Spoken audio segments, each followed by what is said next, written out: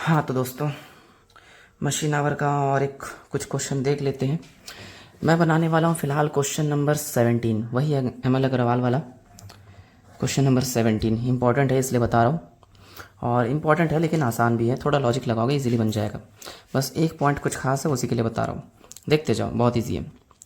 सबसे पहले मशीन की लागत, कॉस्ट ऑफ मशीन जानते हो, डेबरी में काम आता है। अनुमानित जीवन वर्ष, लाइफ दिया है लेकिन 10 साल लिखा हुआ है। हमें साल से मतलब नहीं है, हमको चाहिए आवर में, कन्वर्ट करना पड़ेगा, कर लेंगे बाद में। आगे लिखा अनुमानित अवशेष मूल्य, स्क्रैप वैल्यू, स्क्रैप को माइनस करते हैं डेबरी निकालते वक्त, कर लेंगे। हाँ, यहाँ से कुछ खास है। वार्षिक कार्यशील घंटे 50 सप्ताह, प्रत्येक 44 घंटे का, जिसमें से अनुरक्षण के 200 घंटे लगेंगे। बोल रहा है, वैसे तुम लोग जानते हो शायद, हफ्ते में मतलब साल भर में 52 हफ्ते आते हैं, 52 वीक्स। लेकिन इस क्वेश्चन में बोल रहा है 50 हफ्ते काम चल रहा है, यानी 2 हफ्ते कुछ छुट्टी वुट्टी रहा होगा त्यौहार की वजह से या ब्रेकडाउन की वजह से, कुछ भी होगा, यानी 50 हफ्ते, साल भर का क्वेश्चन ही है, ध्यान रखना। ठीक है, आगे एक एक हफ्ते में 44 घंटा मशीन चल रहा है और उसमें मेंटेनेंस के लिए 200 घंटा लग जा रहा है। ठीक है, चलो ये 200 घंटे को माइनस करना पड़ेगा, मेंटेनेंस के टाइम में मशीन चलता नहीं है। लेकिन कुछ और बोल रहा है, कुल उत्पादन का 5% सेटिंग में लगेगा, मशीन को सेट वगैरह करने में भी 5% खत्म हो जाता है। लेकिन क्या बोल रहा है, अनुरक्षण व सेटिंग के समय पावर यूज़ नहीं होगा, बाकी सारे खर्चे लगेंगे। तो पावर में इस क्वेश्चन में 5% कम करना पड़ेगा। पावर का जो भी कैलकुलेशन करके अपन बाहर लिखेंगे ना, उसमें पहले 5% कम करेंगे फिर बाहर लिखेंगे, सिर्फ पावर में। बस यही खास है इस क्वेश्चन में। हर चीज़ नॉर्मल तरीके से बनाएंगे, मशीन आवर वगैरह निकाल के जो भी आए। चलो मशीन आवर पहले निकाल लेते हैं, क्योंकि जितना इन्फॉर्मेशन मालूम चला है उससे मशीन आवर निकाला जा सकता है। वर्किंग नोट में मशीन आवर निकाल रहा हूँ। बोल रहा है क्वेश्चन में 50 हफ्ते काम चलता है 44 घंटे के हिसाब से, 44 आवर।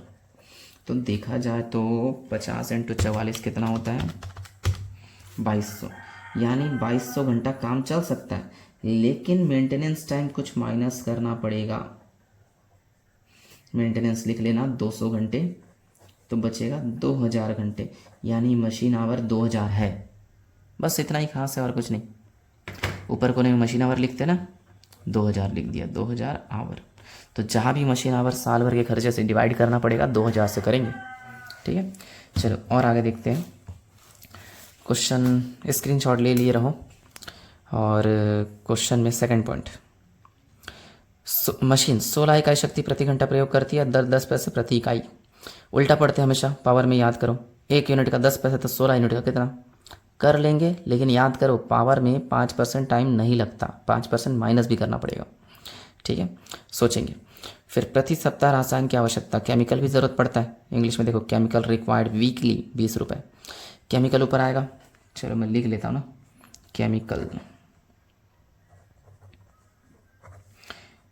आएगा। ठीक है, और कैसे कैलकुलेट करना है बता दूंगा मैं। The estimated cost of maintenance 1200।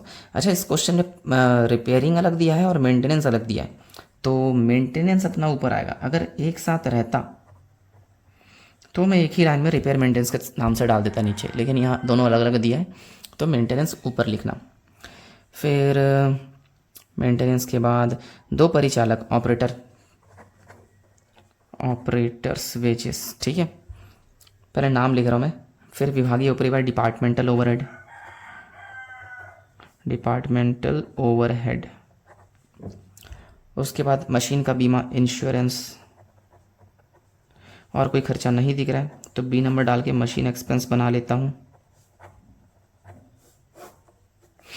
Machine expense में 3 चीज़ आता है, एक डेप्री, एक रिपेयर और एक पावर। ठीक, तो देखते जाना, आसान है वैसे। सबसे पहले चलो पढ़ते जाते हैं, सबको एक साथ लिखते भी जाएंगे, है ना, वरना वीडियो लंबा हो जाता है। केमिकल के बारे में बात करते हैं। केमिकल ढूंढो, देख सकते हो क्वेश्चन में पॉइंट नंबर 3 में है, 1 हफ्ते में 20 रुपये का केमिकल चाहिए। और इस क्वेश्चन में बोल रहा है कि 50 हफ्ते काम चल रहा है, तो साल भर का निकालने के लिए 50 से मल्टीप्लाई करना पड़ेगा। और साल भर का मशीन आवर ये कोने में था 2000। बस इतना ही है केमिकल में। उसके बाद मेंटेनेंस के बारे में बात करते हैं। मेंटेनेंस तो साफ साफ बोल दिया, वार्षिक अनुरक्षण, annual estimated cost of maintenance 1200 per annum बोला है, तो अच्छी बात है, कुछ दिमाग नहीं लगाना है, 1200 डिवाइड बाय सीधा 2000। अब बात करते हैं ऑपरेटर का, ऑपरेटर का पढ़ लो। 2 ऑपरेटर है, इसके साथ 6 और मशीन चला रहे, ध्यान से पढ़ना क्या लिखा है, 2 परिचालक इस मशीन के साथ 6 अन्य मशीन भी चलाते हैं, 6 और मशीन भी चला रहे हैं, यानी 2 जने मिलकर टोटल 7 मशीन संभाल रहे हैं। 7 1/7 करना पड़ेगा, इसके साथ 6 और, मतलब टोटल 7 चल रहा है ना, 7 मशीन चला रहे हैं, तो 1/7 करना पड़ेगा। उनकी संयुक्त साप्ताहिक मजदूरी, वीकली वेजेस बोल रहे हैं 140, और 140 एक हफ्ते का है, तो 50 हफ्ता काम चल रहा है, तो साल भर का निकल जाएगा। इससे फिर इस 2000 मशीन आवर को डिवाइड भी कर देंगे, और 7 मशीन संभाल रहे इसलिए 1/7 भी करना पड़ेगा। इजी है, थोड़ा लॉजिक लगाना पूरा बन जाएगा। फिर डिपार्टमेंटल ओवरहेड के बारे में बात करते हैं, ये तो और आसान है, बोल रहा है कि 2000 लग रहा है, ये अच्छी बात है, हमारा मशीन आवर भी 2000 है। इंश्योरेंस के बारे में बात करते हैं, हाँ मशीन का बीमा 1% वार्षिक, सिर्फ 1% बोला है, और ये नहीं बोल रहा है कि 1% काहे का लगाना है। जब ये ना बोले ना, तो हमेशा कॉस्ट पे चार्ज करना, मशीन की लागत पर। मशीन का लागत देखो क्वेश्चन के स्टार्टिंग में 10,000 है, उसका 1%, और डिवाइड बाई ये मशीन आवर, ठीक है। चलो डेप्री के बारे में बात करते हैं। डेप्री में कॉस्ट लेते हैं, कॉस्ट तो क्वेश्चन में देख लो 10,000 है। फिर इस्टेब्लिशमेंट जोड़ते हैं, लेकिन इस्टेब्लिशमेंट नहीं है तो छोड़ सकते हैं अपन। इस्टेब्लिशमेंट के बाद अपन क्या, हाँ स्क्रैप माइनस करते, स्क्रैप क्वेश्चन में देख लो 1,000 रुपये है, और लाइफ ना क्वेश्चन में 10 साल बोला है, 1 साल में 2000 घंटा चल रहा है, 10 साल में कितना चलेगा 20,000। चाहो तो वर्किंग नोट में ऐसा लाइफ लिख लो यार 2000 घंटा 1 साल में चल रहा है और 10 साल तक चल रहा है, यानी लाइफ हमारा 20,000 घंटे, 20,000 आवर है लाइफ, ठीक है। तो 20,000 से डिवाइड कर दिया। रिपेयर के बारे में बात करते हैं, रिपेयर एकदम नीचे देखो, डेप्रिसिएशन जितना भी आएगा उसका 50%, तो फिलहाल तो मुझे नहीं मालूम डेप्री कितना आएगा, लेकिन लगाना पड़ेगा 50%। फिर पावर के बारे में बात करते हैं, पावर इजी है, बना सकते हो, आखिरी से पढ़ना पावर को, पॉइंट नंबर 2 में है।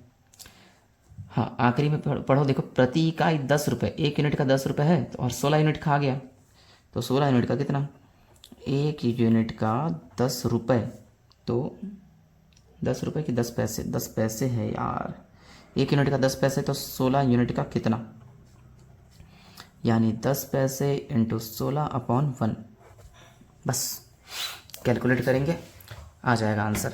चलो कैलकुलेशन की ओर बढ़ते। अच्छा पावर में कुछ और भी करना पड़ेगा, याद करो -5%, जगह नहीं है, समझ जाना, -5% भी कर रहा है, ठीक है। चलो पहले केमिकल 20 × 50 डिवाइड बाई 2000, ये आ जाएगा हमारा 0.5। फिर 1200 डिवाइड बाई 2000, ये आएगा 0.6। फिर 140 × 50 डिवाइड बाय 2000/7, ये आएगा 0.50। सिंपल सी बात है, 2000/2000 मतलब 1 रुपये। फिर 10,000 × 1% डिवाइड बाय 2000, ये आएगा 0.05।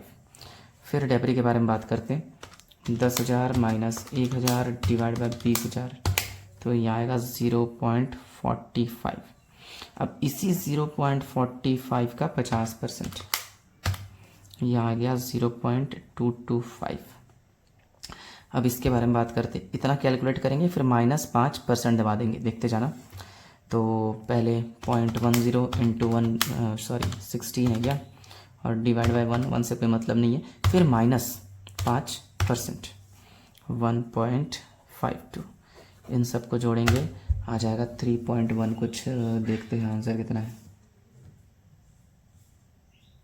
मैंने शायद गलत जोड़ा है, ये MRC मेरे में काम नहीं करता, पता नहीं क्यों। चलो 0.5 + 0.6 + 0.5 + 0.1, गड़बड़ हो गया, 0.5 + 0.5 + 0.6 + 1 + 0.05 + 0.45 + 0.225 + 1.52, मेरा आ रहा है 4 हाँ पूरा सही है यार, एग्जैक्ट आया, देख सकते हो बुक में आंसर। ठीक है, जो भी है 4.845 MHR, इम्पोर्टेंट क्वेश्चन है, इसको लिख लो, कोई डाउट होगा मुझसे पूछ लो। ठीक है, और ऐसे क्वेश्चन एग्जाम्पल में एक और है, उसको खुद ढूंढना, नंबर मुझे याद नहीं आ रहा है तो उसको भी सॉल्व करना।